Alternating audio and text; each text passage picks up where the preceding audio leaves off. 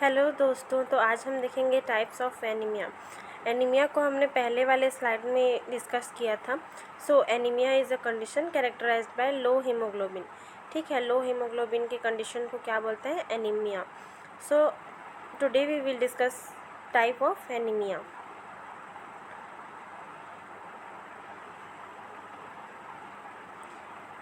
There are different type of anaemia, जिसको आज हम वन बाय वन डिस्कस करेंगे। So first of all we will discuss about morphological based classification। morphological based classification क्या होता है? जिसमें रेड ब्लड सेल के शेप के अकॉर्डिंग जो होते हैं उसको क्लासीफाई किया गया है। तो अब नॉर्मोसाइटिक नॉर्मोक्रोमिक एनीमिया क्या होता है? In this type of anaemia in which the circulating RBCs are the same size and have normal colour. ठीक है, नॉर्मोसाइटिक मीन्स क्या हो रहा है? जो आरबीसी का जो साइज है वो इक्वल होता है, then have a normal colour. ठीक है, नॉर्मोक्रोमिक मीन्स इसका जो कलर होता है वो नॉर्मल होता है, जिसको नॉर्मोसाइटिक नॉर्मोक्रोमिक एनीमिया कहा जाता है। इस टाइप के जो एनीमिया होते हैं वो बेसिकली दूसरे डिजीज़ के कारण जो होता है वो कॉज होता है। Next one is macrocytic hypochromic anaemia. जो रेड ब्लड सेल है उनका साइज क्या होता है? नॉर्मल से लार्ज होता है। ठीक है, देन हाइपोक्रोमिक। हाइपोक्रोमिक मीन्स जो आरबीसी का लेवल है वो बॉडी में इनफ नहीं रहेगा, नॉर्मल से इनफ नहीं रहेगा। ठीक है, इसमें क्या होता है? हाइपो मीन्स कम, तो आरबीसी का लेवल जो होता है वो नॉर्मल से कम रहेगा। ठीक है, शेप में लार्ज और इनफ अमाउंट में जो होता है वो आरबीसी प्रेजेंट नहीं होता है। The next one is microcytic hypochromic anaemia. So इसमें क्या हो रहा है? रेड ब्लड सेल जो है वो शेप में छोटा रहेगा, देन आरबीसी का लेवल जो होता है वो इनफ नहीं रहता है। ठीक है, हमारे बॉडी में, जिसको हम क्या बोलते हैं? Microcytic hypochromic anaemia. देन आता है हेमरेजिक एनीमिया।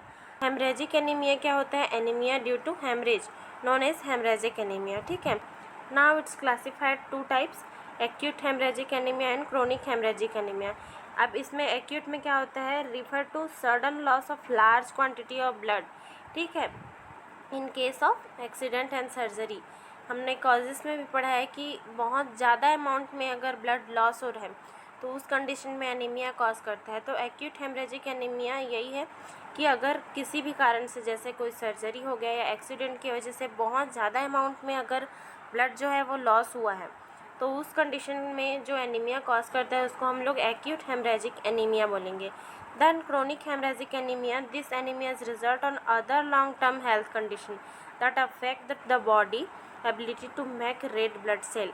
ठीक है, इसमें क्या हो रहा है? पेशेंट को अनदर कोई डिजीज़ है, जैसे हीमोफीलिया या फिर और अनदर कोई डिजीज़ है, जिसके वजह से हमारी बॉडी जो है वो इनफ अमाउंट में रेड ब्लड सेल को क्या करता है? मेक नहीं कर पाता है। तो इस जो कंडीशन है उसको हम क्रोनिक हेमरेजिक एनीमिया बोलते हैं।